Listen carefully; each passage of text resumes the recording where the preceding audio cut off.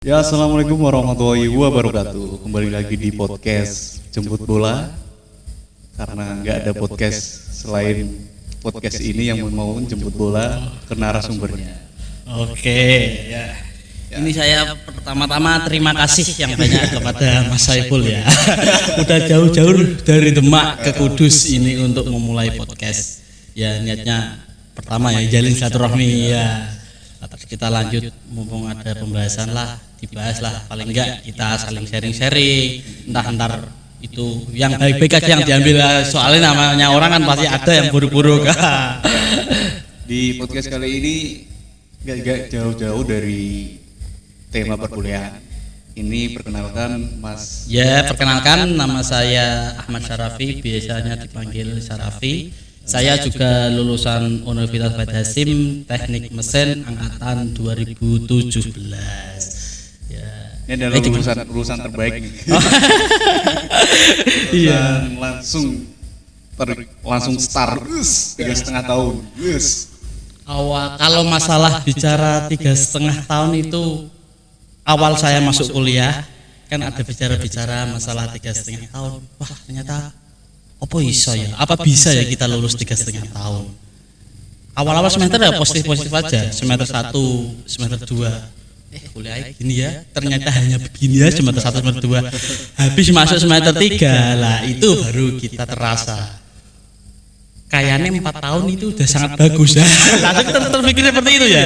Berarti begitu. Masuk semester 3 itu baru terpikir, wah 4 tahun ini sudah bagus. Terus nggak mikir lah yang namanya kita lulus 3,5 tahun itu nggak ada terbenak pikiran saya ingin lulus 3,5 tahun awalnya. Nah seiring berjalannya waktu, saya ingat itu waktu kerja praktek, saya ambil di liburan semester 6 kerja praktek, langsung saya kebut lah. Enggak, itu enggak saya ambil TA, saya belum kepikiran TA.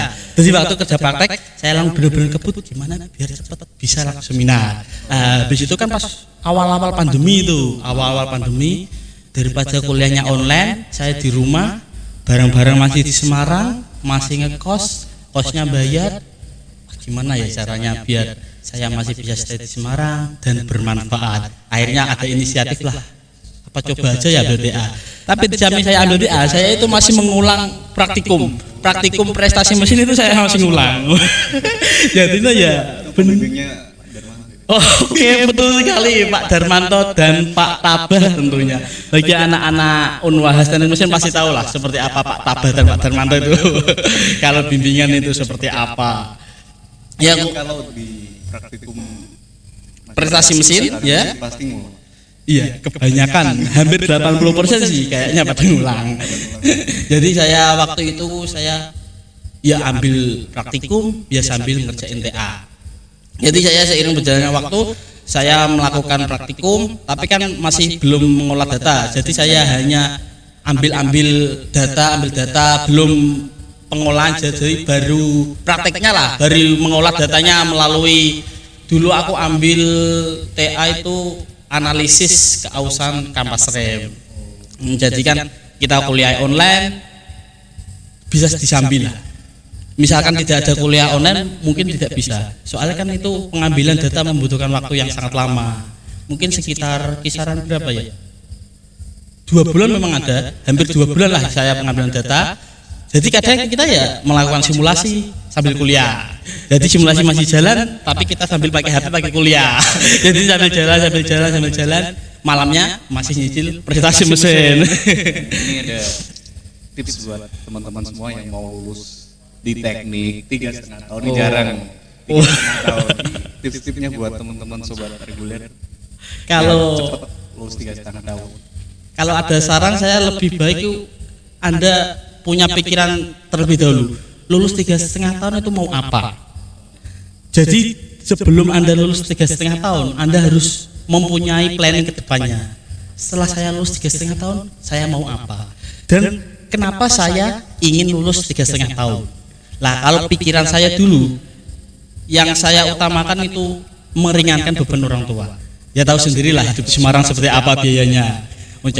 Ibaratnya kita mau tambah 1 semester udah membutuhkan uang berapa juta itu untuk biaya itu.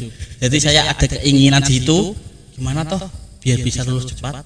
Ya udahlah, sebisanya saya jalanin aja dulu. Walaupun itu ya tahulah siang malam kayak gitu, siangnya praktikum, terus malamnya ngolah data, langsung kirim ke email, paginya dibales. Tapi nggak terus saya revisi sih, biasanya lebih revisinya malam. Tahulah anak teknik biasanya kerjanya di malam hari, lebih adem, lebih santai seperti itu. Jadi bagi kalian-kalian yang ingin lulus 3,5 tahun, perbaiki mindset kalian. Daripada kalian lulus 3,5 tahun, tapi kedepannya bingung mau apa, dan kamu tidak memiliki tujuan. 3,5 tahun untuk apa? Apakah biar keren? Apakah katanya kan kita sih lulus 3,5 tahun? Nah biasanya kan begitu. Teknik, ini teknik mesin. Iya. Berhubungan dengan teknik. Iya. Lulus 3,5 tahun itu jarang, tidak mungkin. Kalau kata saya sih kun fayakun sih. Tidak ada yang nggak mungkin. Selagi Allah menghendaki ya bisa. Tapi ya itu memang harus ada yang dikorbankan. Salah satunya ya waktu main, waktu istirahat. Banyaklah yang dikorbankan. Di awal-awal pun juga saya itu ambil kuliahnya ada beberapa semester yang saya ambil 24 SKS. Wow. 24 SKS. Jadi kita lihat, kita habis kuliah, teman-teman udah pada nongkrong, misalkan jam 12 selesai, teman-teman udah pada nongkrong, kita mau gak mau harus ikut kuliah kakak tingkat. Jadi dari pagi ya. Yang seharusnya nggak diambil. Diambil lebih dulu ya, untuk meringankan beban di belakangnya. Ya mungkin salah satu tipsnya itu sih. Kalian harus berani mengambil resiko itu, mengurangi jam main, mengurangi jam nongkrong. Yang utama lebih ke mindset ke depannya. Setelah lulus kalian mau apa? Itu yang terpenting. 3,5 tahun berarti mengorbankan waktu bermain, tapi tetap aktif di organisasi. Kalau aktif organisasi kita harus gimana ya? Kalau saya sendiri dikatakan aktif itu semi. Ya tahu sendirilah, semampunya lah kita. Ya, saya masuk himpunan itu mulai semester awal. Dari semester 1 itu udah masuk di himpunan. Awalnya dulu menjadi sekretaris HMTM kedua, terus di semester 3 saya masuk DPM itu juga menjadi sekretaris dulu di DPM, terus yang semester ke-5 berarti ke-5 saya juga masih ikut di DPM menjadi bendahara komisi bendahara itu. Lah jadi ya saya di situ ikut organisasi utama yang saya cari waktu dulu ya relasi. Tahu sendirilah, zaman sekarang relasi itu sangat penting. Kan tadi 3,5 tahun. Iya. Cuma fokus kuliah, nggak dapat soft skill dari organisasi, lulus langsung bingung biasanya. Ya. Jadi yang terpenting di samping kita lulus 3,5 tahun juga kita juga harus memiliki nilai plus lah, nilai plusnya. Entah kita ikut organisasi, tapi jangan hanya ikut-ikutan doang. Kadang kan ada oknum lah, hanya oknum yang dia di situ ada namanya tertera, di struktur organisasinya ada, tapi kerjanya tidak ada. Lah yang seperti itu yang disayangkan. Padahal kalau sudah lulus gini baru terasa, wah, kenapa ya saya dulu waktu pas di organisasi tidak memaksimalkan ibaratnya kok kompeten yang ada, kompeten yang bisa kita ambil dari organisasi itu seperti apa, tidak bisa kita memaksimalkan. Di situ biasanya saya merasa agak menyesal sih. Tapi kalau di samping itu juga misalkan saya terlalu fokus di organisasi, juga saya takut di kuliah saya. Jadinya kita harus bisa pintar-pintar membagi. Ya rata-rata yang ikut organisasi kuliahnya tabrakan. Ya seperti itu. Jadi ya kita harus pintar-pintar memanage lah mana yang lebih penting. Organisasi penting, tapi kuliah kan lebih penting. Soalnya kita ke Semarang tujuan utamanya kuliah. Organisasi itu hanya sambilan. Jadi sama jalannya, pintar-pintar mengatur waktunya kalau itu. Ini tadi udah bahas lulus 3,5 tahun ini pengalaman kerja abang lah. Setelah lulus kerja di mana, pengalamannya buat teman-teman. Oke. Itu sudah benar-benar merasakan apa yang dinamakan hidup kali itu. Dulu mengalami menjadi pengangguran. Dulu awalnya sangat pernah. Awalnya saya merasakan lulus benar-benar merasakan senang itu waktu habis sidang. habis sidang clear itu bener-bener hatiku rasanya wah plong sak plong-plonge ibaratnya mau bosone wong Jawa ku lega kaya ora duwe beban nah kayak ngono. Lah setelah wisuda saya baru mikir wah, saya lulus mau ngapain ini, mau cari kerja di mana, mau kerja apa lah, biasanya seperti itu lah yang saya alamin dulu. Setelah lulus habis wisuda saya cari-cari kerja di online ya seperti loker-loker online gitu sih, tiap hari itu email dan email. Saya kalau saya hitung sehari paling enggak saya ada 2-3 perusahaan yang saya taruh email dan enggak ada yang nyantol. Aduh, enggak ada yang nyantol. Akhirnya waktu itu kan bulan puasa, bulan Ramadan, ada temen nawarin sebagai hampir seperti sales perusahaan Coca-Cola, tapi penempatannya di Kudus. Ya udahlah nggak apa-apa, ambil aja dulu. Hitung-hitung mengisi waktu luang sambil mencari pekerjaan. Ya pengalaman ya juga tentu itu. Pengalaman kita bekerja di lapangan seperti itu seperti apa. Akhirnya saya jalanin. Itu kontraknya itu hanya 1 bulan. Soalnya buat mengisi waktu lebaran. Soalnya kalau waktu lebaran kan benar-benar rame minuman Coca-Cola itu. Permintaannya meningkat jadi membutuhkan sales yang tambah. Lah setelah itu nganggur kalau ada sekitar 1-2 bulanan ada, ya seperti itu kegiatan saya tiap hari. Masih naruh-naruh lowongan, cari-cari lowongan, ngirim-ngirim email lowongan, gitu terus. Akhirnya ada yang nyantol 1 di perusahaan X lah di daerah Demak. Nama perusahaan X lah di daerah Demak. Soalnya saya ada pengalaman yang kurang enak di situ. Dan berapa bulan? Saya di situ mungkin enggak sampai tahun, mungkin sekitar 1 bulan. Yang saya beratkan yang pertama itu jarak. Dari rumah aku sekitar 1 jam lebih 10 menit perjalanan itu sekali berangkat. Kalau PP lah belum kena macet. Jadi PP tidak paling enggak 2,5 jam itu perjalanan. Di samping itu ya juga di sana pekerjaannya saya belum nyaman, ada beberapa lah konflik yang membuat saya agak nyaman. Soalnya kita belum pernah terjun di dunia industri, langsung sekali terjun dapatnya yang langsung pressure-nya setinggi itu. Jadinya kita ya mau nggak mau awalnya mau mundur terus 2 minggu jalan pertama itu udah merasa berat dan masih berusaha saya betah-betahkan gimana biar bisa bertahan lah di situ. Wong ibaratnya cari kerja juga susah. Tapi setelah saya paksa akhirnya kok enggak kuat. Ya udahlah. Saya keluar. Saya resign akhirnya. Setelah resign nganggur lagi. Ya kembali ke rutinitasnya itu. Kalau malam ya nongkrong seperti ini, kalau pagi ya tidur sambil scroll pekerjaan. Ya saya alhamdulillah waktu itu scrollnya pekerjaan sih belum scroll TikTok. Kalau scroll TikTok biasanya masih scroll pekerjaan 1-2 ya perusahaan.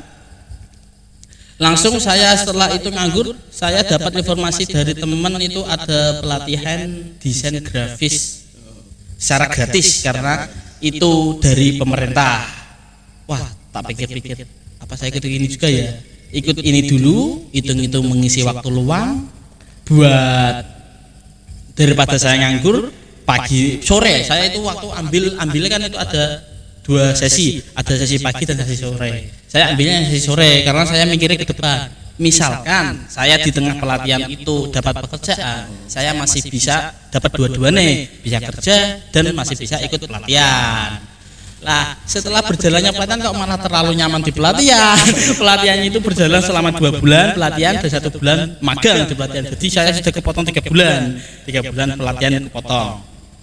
Habis itu ya nganggur lagi. Awal-awal itu banyak nganggurnya. Memang banyak nganggur. Lah sekitar 1 bulanan setelah pelatihan itu selesai kan ada ujiannya dulu di Semarang, di Sampangan juga, di dekatnya Taman Sampangan itu. Nama pelatihannya lupa tapi di daerah situ habis ikut ujian selesai saya dikabari teman saya dan teman saya itu dari teman pelatihan. Jadi saya di pelatihan itu ibaratnya dapat rezeki dari situ lah, ya relasi. Seperti yang saya bicarakan tadi ya, relasi itu sangat penting.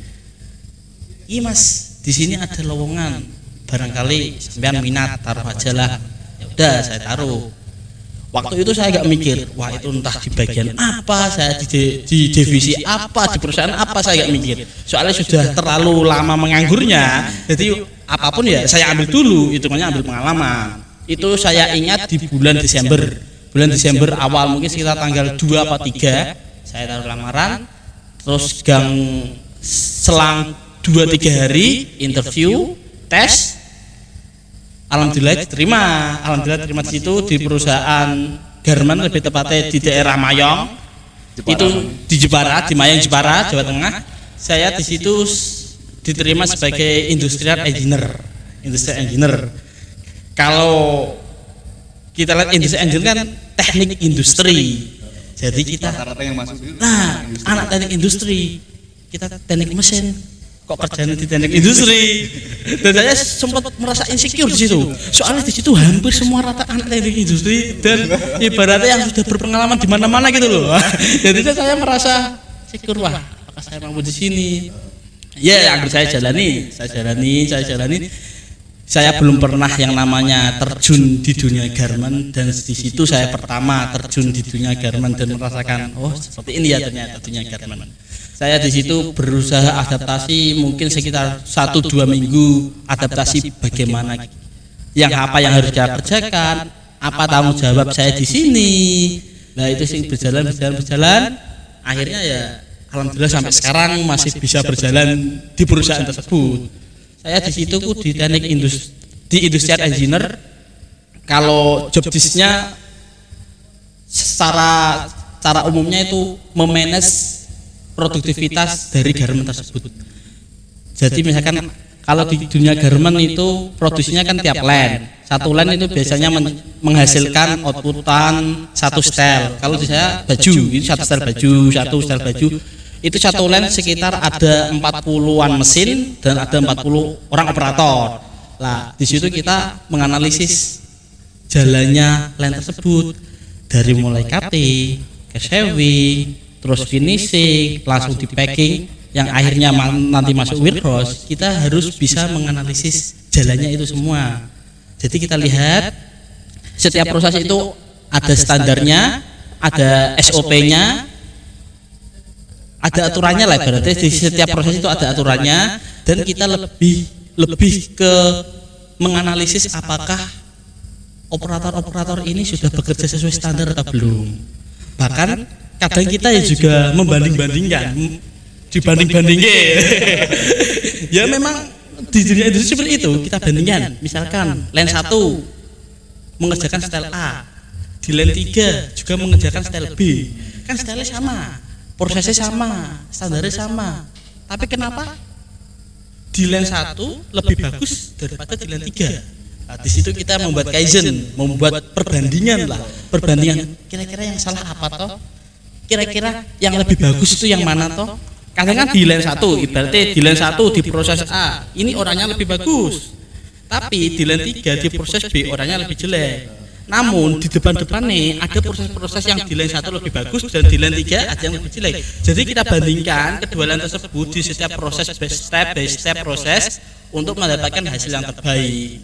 Ya lebih cara gamblangnya seperti itu sih. Kalau kinerja di situ ya memang bekerja ikut orang asing ya kita harus beradaptasi terhadap bahasanya juga. Itu saya mungkin membutuhkan waktu 1 bulanan lebih itu bisa mengerti bahasa mereka. Ya mereka bicaranya pakai bahasa Indonesia, namun kan namanya orang asing bahasa Indonesianya masih nyampur-nyampur gitu. Jadi kita harus memahami, soalnya kerja saya kan langsung hubungannya sama orang asing itu tersebut. Jadi kalau ada apa-apa orang asingnya langsung ngobrol ke saya baru saya sampaikan ke produksi. Kalau produksi ada apa-apa pun ya sebaliknya seperti itu. Orang produksi langsung ke saya langsung bicaranya ke atasan orang asing itu tersebut. Jadi abang menjembatani karyawan lah tepat. Ibaratnya saya hanya menjembatani dari produksi ke atasan langsung. Jadi kalau ada apa-apa lewatnya ya saya, jadi tahu seperti itulah. Ini berarti minum ya? Monggo mas. Aku urut.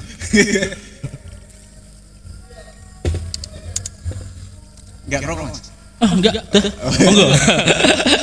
Aman. Oke, lanjut gimana lagi ini? Pengalaman abang Pak. Pengalaman lagi cerita pengalaman hidup abang, kesusahannya. Kalau susah ya waktu nganggur itu benar-benar merasakan susah. Posisi sudah wisuda, mau minta uang ke orang tua ya tidak enak. Kalau nggak minta uang ya nggak punya uang. Kita diajak nongkrong masa ya kita nggak mau ya nggak enak juga. Jadi ya mau nggak mau sempat berputar lah cari-cari gimana nih caranya bisa mendapatkan uang, gimana nih cara ya. Tapi baru mikir-mikir doang sih, belum sempat sampai terjun ke entah mencari pekerjaan apa yang caranya di luar ibaratnya di luar dari jurusannya itu. Tapi ini termasuk masih sinkron sama jurusan abang? Kalau itu masih ada. Soalnya kita menganalisis, kita di perkuliahan juga dituntut bisa menganalisis sih. Ibaratnya misalkan kan ada makul ya, saya ingat manajemen industri. Manajemen industri itu kan layoutnya juga masih sama, hampir seperti sama. Kita harus bisa memanage gimana industri itu bisa berjalan dengan lancar. Ya disambi kita mencari pengalaman di situ juga sih. Kalau awal-awal memang bingung, kadang kita ada problem. Kita ditanya atasan, ini gimana kok bisa gitu? Wah, kita belum tahu diri sih. Wah, gimana ini penyelesaiannya? Boro-boro penyelesaian, penyebabnya aja nggak tahu. Maksudnya penyebab ada masalah itu apa aja belum tahu. Boro-boro kita menyelesaikan penyelesaian dari masalah tersebut. Kan tugasnya industrial engineer kan lebih seperti itu sih. Kita mencari masalah, ya bukannya mencari masalah ya, mencari masalah yang ada di produksi untuk kita selesaikan agar masalah itu hilang dan produksi berjalan lancar. Tujuannya kan seperti itu. Oke. Dan apa lagi? Bingung mau nanya. Karena sebenarnya terlalu suhu nih. Suhu panas ini. Ini ada di Desa Besito, Gebok, Kudus. Ini tanah kelahiran abang. Iya, saya agak ke utara dikit. Ini Besito, saya di Yura. Lebih tepatnya di lereng Gunung Muria ini. Tapi kalau di wilayah Jawa Tengah, lowongan untuk lulusan teknik mesin itu banyak apa enggak? Karena kalau di wilayah Jawa Tengah ya, setelah saya mengetahui terjun di dunia garmen, ternyata teknik mesin kalau di dunia garmen ya itu sangat sedikit dibutuhkan. Sangat sedikit. Lebih banyaknya di teknik industri. Kalau bicara dunia garmen ya, soalnya kalau misalkan kita lihat di Jawa Tengah seperti di Jepara, karena itu hampir banyak garmen. Di Ungaran itu kan banyak banget garmen. Ya teknik mesin bisa masuk di situ, tapi kalau benar-benar di pure langsung teknik mesin itu sangat sedikit. Kalau menurut yang pengamatan saya seperti itu. Beda lagi kalau kita bisa di PLTU. Ada di Jepara itu PLTU, yaitu ada beberapa. Terus kalau di pertambangan kan itu kita ilmu teknik mesinnya benar-benar digunakan di situ. Kan itu Bang, karena kita masuknya di perguruan tinggi swasta. Saingannya sangat ketat. Kalau zaman sekarang lebih tepatnya bahasa saya ya orda. Orang dalam. Ya nggak bisa dipungkiri lah, itu menjadi rahasia umum kalau menurut saya, ya toh, menjadi rahasia umum. Kalau orda itu benar sangat berpengaruh. Biasanya dari perguruan tinggi negeri dengan nilai segini belum tentu dia dapat kerja. Ya adalah lulusan seangkatan saya, lulusan terbaik itu juga nggak terus dapat kerja ya enggak. Sama juga mengalami masa menganggur itu ya ada. Tapi ketika abang kerja nantinya mau cita-cita membuat usaha, bikin usaha apa enggak? Kalau cita-cita saya ya pengennya buat usaha, kan enggak mungkin kita ikut orang terus. Ya Mas Saiful juga tahu sih rasanya ikut orang seperti apa. Kita selalu diatur, kita mau gini nggak bisa, mau gitu nggak bisa. Tapi semua kan butuh proses. Yang utama ya proses modal. Itu yang utama kita. Walaupun kita masuk di perkuliahan, tapi ada makul khusus itu apa? Kewirausahaan ya Bang? Iya. Berarti mahasiswa itu nggak dituntut untuk bekerja ikut orang, harus punya membuka peluang saya sendiri. Iya, memang benar. Waktu dulu saya di SMK pun juga udah ada mata pelajaran kewirausahaan. Dulu kebetulan saya dulu SMK juga jurusan teknik mesin. Di situ ada pelajaran kewirausahaan. Nama gurunya saya masih ingat, Pak Wibi Mirjani. Dulu banyak mengajarkan saya usaha-usaha. Yang saya ingat pertama dulu bisnis cacing.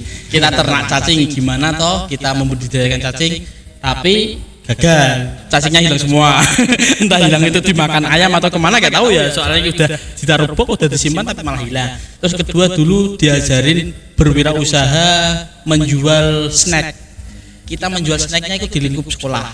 Jadi kita di sekolah diajari bisnis, entah itu bisnisnya idenya dari kita tapi difasilitasi dari sekolah. Saya Bang, ini ada azan. Oh, ada azan berarti. Oke. Ya, alhamdulillah azan sudah Selesai ya. tadi perbincangan lanjutin.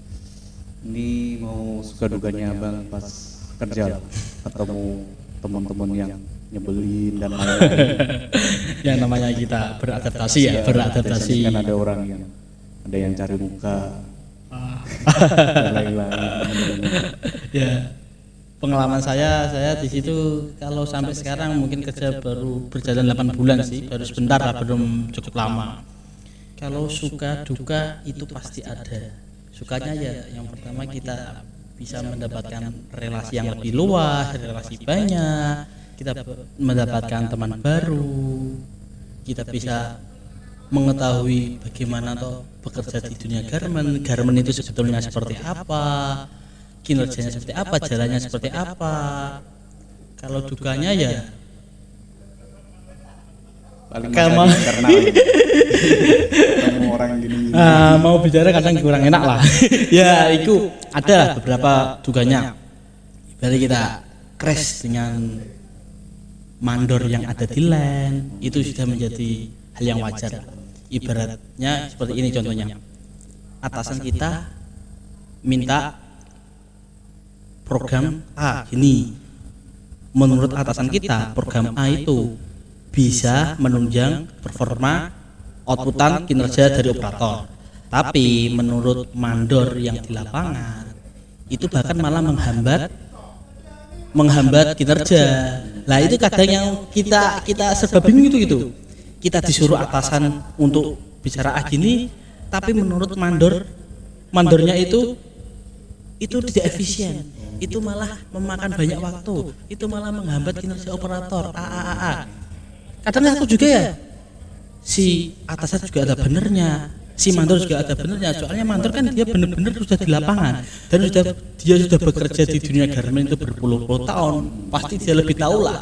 Yang pasti lebih tahu dari saya. Soalnya saya kan terjun di dunia garmen hanya baru beberapa bulan.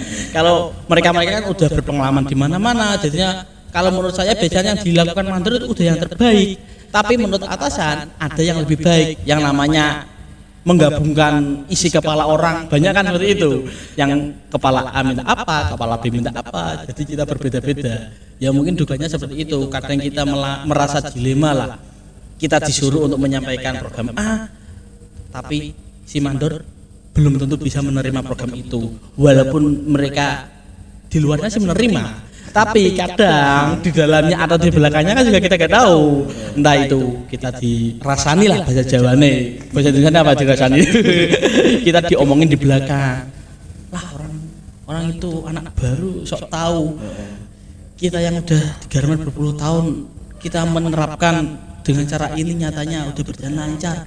Mereka memberikan motivasi baru, memberikan inovasi tapi belum tentu jalannya seperti apa.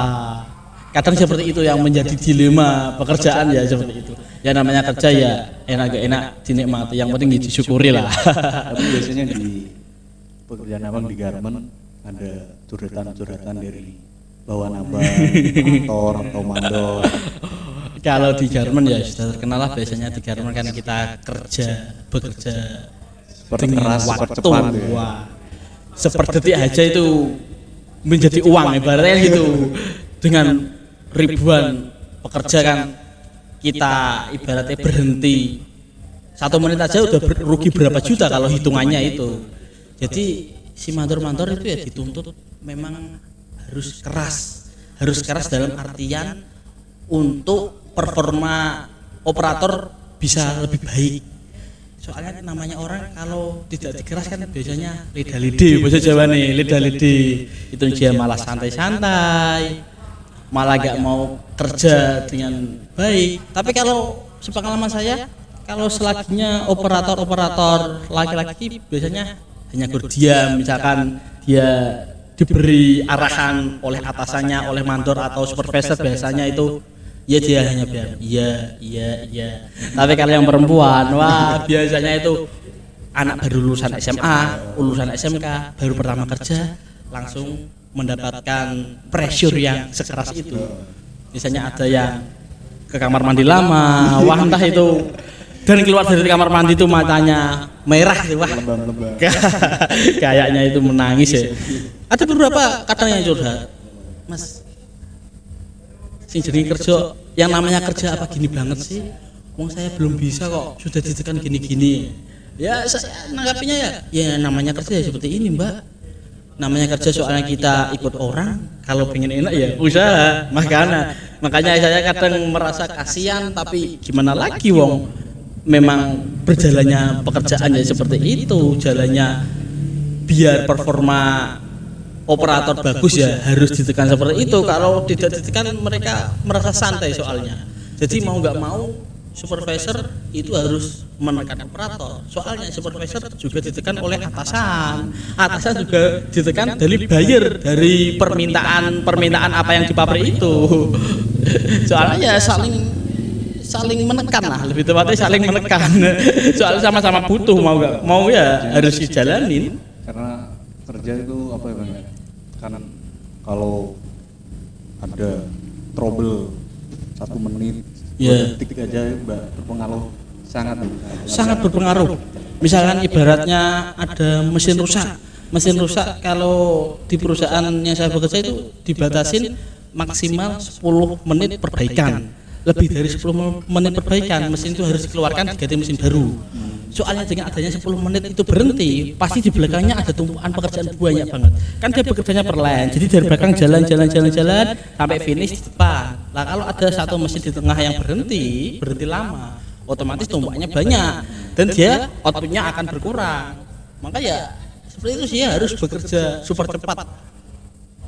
Berdiri kalau ada yang pekerjaannya nyetrika kan namanya pakaian, ada yang disetrika itu ya full berdiri seharian. Kalau yang jahit ya seharian duduk dan kakinya bekerja menginjak gas, pedal gas mesin jahit itu. Tangannya juga bekerja mengerjakan jahitan itu tersebut. Dan kalau pekerjaannya salah ya pasti kena marah juga. Menurut Abang kerja di situ gajinya, ini masalah gaji ya? Iya, oke. Agak sensitif gitu. Oke. Lumayan apa?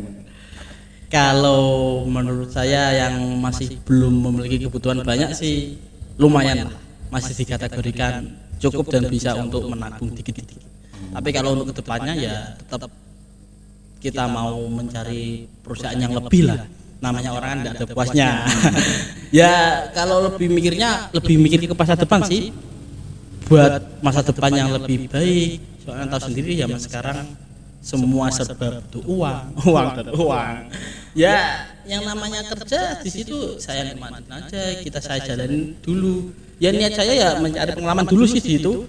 Entah nanti berjalan 1 tahun atau 1 tahun lebih ya, ada keinginan untuk mencari yang lebih lah, yang nanti kedepannya akan pengen membuka usaha. Belum tahu entah usaha apa yang planningnya belum ada sih, pokoknya adalah planning untuk ingin membuka usaha, tidak ikut orang dulu gitu. Ya tadi ini dah cerita banyak tentang Abang. Oh iya, dari pertama Abang kuliah, lulus 3,5 tahun, masuk di pabrik, menganggur, dan sudah bekerja alhamdulillah, dan motivasinya sangat termotivasi untuk sobat-sobat regular BE. Demikian dari podcast kali ini. Jangan lupa like, komen, dan subscribe untuk mendukung channel ini. Semoga lebih berkembang. Terima kasih buat Bang Iya, Syafri sama-sama. atas waktunya. Iya, sama-sama. Terima kasih banyak sudah jauh-jauh datang ke Kudus ini. Penuh perjuangan ini. Terima kasih banyak Bang. Ya, sama-sama. Motivasinya, Semoga pengalamannya. bermanfaat. Ya, terima kasih buat Sobat Reguler B. Wassalamualaikum warahmatullahi wabarakatuh. Bye bye.